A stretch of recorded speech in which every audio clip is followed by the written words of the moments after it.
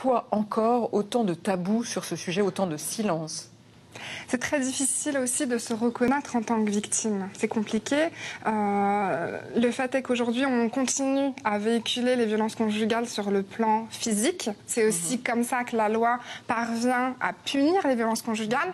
On avance sur la question des violences psychologiques depuis la loi de 2010 et qui a été modifiée en 2014. Donc il y a des choses qui se mettent en place, notamment aussi grâce au travail des associations qui font remonter l'accompagnement des femmes et ce qui peut manquer au sens de la loi.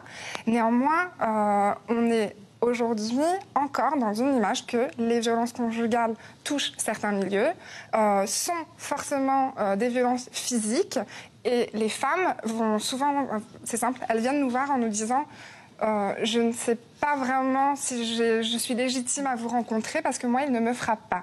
Et finalement, parfois, on se retrouve à dire eh bien, c'est peut-être pire qu'il n'y ait pas de violence physique, c'est parce qu'il y a un tel conditionnement au sein de la violence psychologique et éventuellement verbale que vous n'êtes plus en capacité de poser des actes qui vont faire qu'il va avoir besoin de vous dominer à travers la violence physique. Donc, il n'y a pas de violence physique sans violence psychologique. La base même des violences conjugales, ce sont les violences psychologiques. C'est vraiment là-dessus qu'il faut changer le regard de notre société, des professionnels et également des femmes pour qu'elles puissent se reconnaître et s'identifier dans les violences conjugales.